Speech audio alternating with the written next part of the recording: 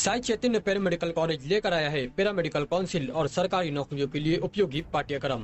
EMLT, radiology technician, health sanitary inspector में admission जारी है। हमारा पता याद रखें, Sai Chaitanya paramedical college, Ruby City Scan के ऊपर मोची।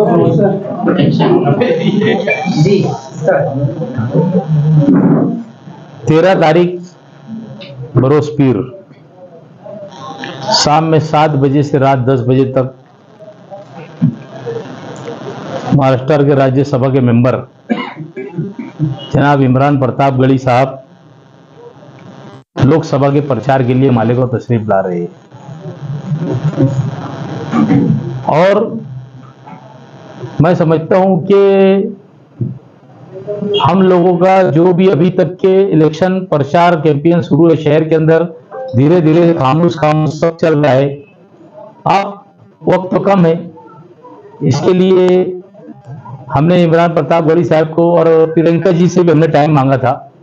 बहरहाल महाराष्ट्र का जो ये है चरणों, उसी के टाइम के अंदर 20 तारीख को यूपी के भी कुछ जगह के चुनाव है।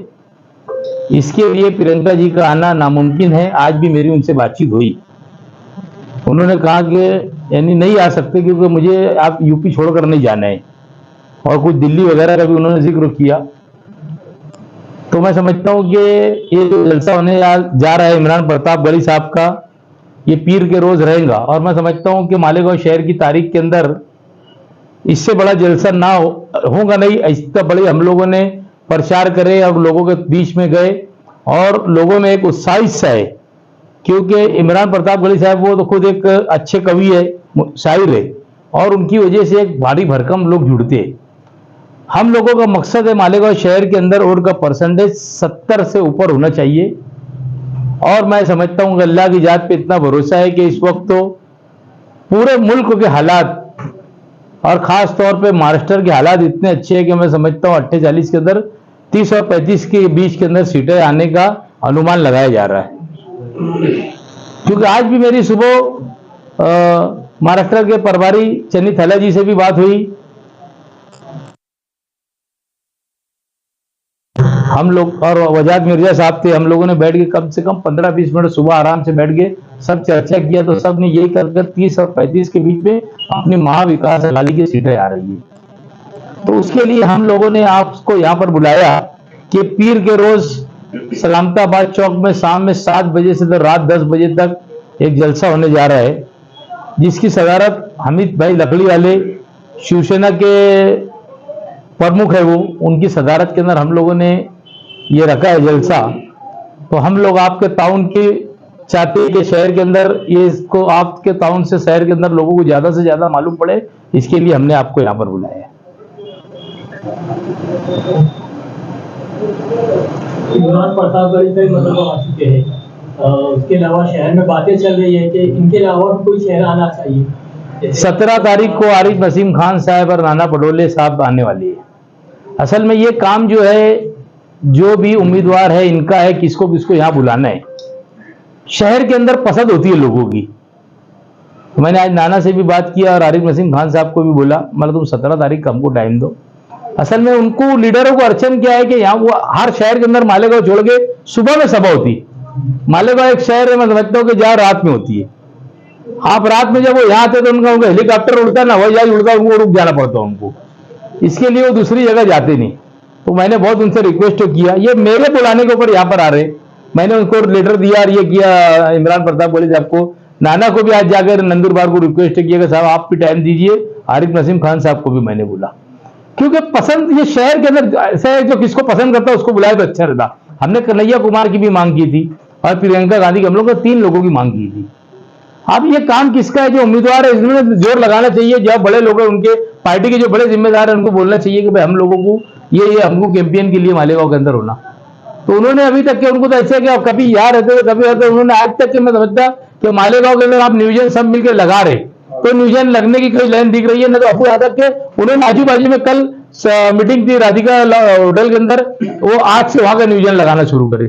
तो 6 असम वाले हल्के उन्होंने असल में बहुत लेट टिकट डिक्लेयर किए, और टिकट लेट डिक्लेयर करने के बाद उन्होंने धुलिया का जो हल्का है पहले उधर कर लिए।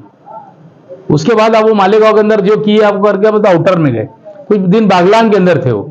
हम तो ये चाहते हैं यार, आप लोगों को भी मालूम अच्छी तरीके से मालेगांव के अंदर कि जलसा जुलूस की जरूरत नहीं पड़ रही, बेदारी पैदा करने के लिए अपने को बुलाना पड़ रहा लोगों को कि बेदारी की पैदा। और मैं तो आपके चैनल से ही अपील करूंगा मालेगांव शहर के लोगों से, उलमाए किराम से, कि अगर 20 तारीख को मालेगांव शहर के अंदर कारोबार बंद रखे तो उनका परसेंटेज अच्छा होगा, क्योंकि ऐसी भी मंदी का पीरियड है। अगर हो सकता है कि मेरी आवाज के ऊपर लब्बैक कहे और अपने कारोबार रखे, रूम बंद रहना चाहिए कम से कम। अगर रूम बंद रहेंगे तो वोट का परसेंटेज 80 तक के जा सकते हैं शहर का। जलसे के अंदर इंडिया अलायंस के लोग भी रहेंगे, मुकामी लोग नहीं, जिसके उसका जलसा जो अपना अपना अलग ले रहे। किसी का उन्होंने लिए थे, आसिफ भाई ने उनका लिए थे, मुस्तकीम भाई लेंगे, वो अपना अपना लेंगे, हम अपना अपना जलसा लेने वाले। ये अपने जब भी वही थी बात, अपने अपने सबने फाइनल कर ली थे कि भाई अपना अपना जलसा लेंगे। तो इंडिया अलायंस के लोग हम तो साथ में, काम भी साथ में करेंगे, यादी साथ में बांटने वाले हैं, हर पोलिंग बूथ पे साथ में जाएंगे, सबके वर्कर मिलकर काम करेंगे, हमारी यही जद्दोजहद है। क्या ऐसा नहीं लगता कि एक साथ कभी आ जाते थे सारे लीडरान, तो एक अच्छा पैगाम शहर से आता? कोई बात नहीं, आपके इससे मैं चैनल से कहना चाहूंगा कि भाई अगर आप बोलेंगे तो मैं उनको कल लेटर भी दूंगा सबको, भाई आओ 17 परसों के रोज का है वो प्रोग्राम के अंदर, दोनों पार्टी के लोगों को कहेंगे कि भाई आप लोग भी आ जाए, हम आपके बोलने के ऊपर लेटर देंगे। अगर ऐसी बात हुई तो इसके लिए कैसा उन्होंने जलसा लिए, हम तो छोटे बन के तैयार कर रहे थे, शादी तो हमारे घर है ना, हमको तो मेहमान नवाजी करना पड़ेगी ना। माजी में ऐसा हुआ है कि बड़े बड़े लीडरान जो है खासतौर से इस तरह के इलेक्शन में एक साथ एक प्लेटफॉर्म पर आए हैं, तो इस बार ऐसा मुमकिन क्यों नहीं हो पा रहा है? नहीं, मुमकिन असल में क्या है, हमारे बोलने के पहले यानी हमारे से जो अलहदा पार्टी के लोग जो अलायंस में उन्होंने ठहरा लिया था कि भाई हम हमारा स्टेज अलग लगाइए, तो उसकी कोई हमारे तक आई तो नहीं बोल सके हम, उसके बारे में तो कोई सवाल नहीं आया। उन्होंने खुद कहा था, और उन्होंने उसकी मिसाल है कि उन्होंने एक जलसा ले चुकी, शेख आसिफ साहब ने एक जलसा ले चुकी, वो इंडिया अलायंस के अंदर है। अगर वो नहीं लेते और अगर ये सारी बातें होती तो हम तो कोई बात नहीं, हम तो एक प्लेटफॉर्म पे काम भी साथ में करने तैयार है, एक स्टेज के ऊपर भी आने तैयार है। हमको तो मालूम है कल हमको शेख आसिफ साहब के खिलाफ लड़ने का है, मुफ्ती इस्माइल के खिलाफ लड़ने का है, मुस्तकीम डिग्निटी के खिलाफ लड़ने का। आज मुल्क के अंदर हालात वैसे नहीं है, इसके लिए सबको मिलकर लड़ना है, यही हमारी सबसे गुजारिश है। और एक साथ हम लोग यही अपील करेंगे शहर के लोगों से, सब सियासी पार्टियों की, कि हम लोगों को जो है ये सीट निकालना है। और मैं समझता हूँ अल्हम्दुलिल्लाह कि आज कहीं ना कहीं हालात टर्निंग लेते दिख रहे हैं। मीडिया की भी जबान बदली हो गई, जो उसी क्वालिटी के मीडिया है जो बड़ी बड़ी दिल्ली से गली से सब तक चलाते हैं, उनकी भी जबान बदली होते कहीं ना कहीं दिख रही है। इंडिया अलायंस में समाजवादी है, एनसीपी है, इन लोगों ने तो जलसा लेने का ऐलान किया, कुछ ने ले भी लिया, कांग्रेस भी मेहनत कर रही है, शिवसेना उद्धव ग्रुप भी इसके अंदर शामिल है, तो उसकी कोई एक्टिविटी नजर नहीं आ रही। एक बात सुनो, उद्धव ग्रुप का जो है ना मालेगांव के अंदर कुछ कार्यकर्ता है, और जो हम कल जिसकी सदारत के अंदर पीर के रोज जलसा लेने जा रहे हैं हामिद भाई लकड़ी वाले, वो शिवसेना उद्धव गढ़ के ही है वो भी, तो इसके लिए उनकी सदारत के अंदर मीटिंग ये जलसे कर उन्होंने आज से शुरू किया है एक्टिविटीज। आज उन्होंने रैली वगैरह निकाला था, और मैं समझता हूँ कि वो वहां पर कल की मीटिंग के बाद आज कुछ ना कुछ इसमें दिखने लग गया कि भाई ये शिस्त काम की लग जाएंगी।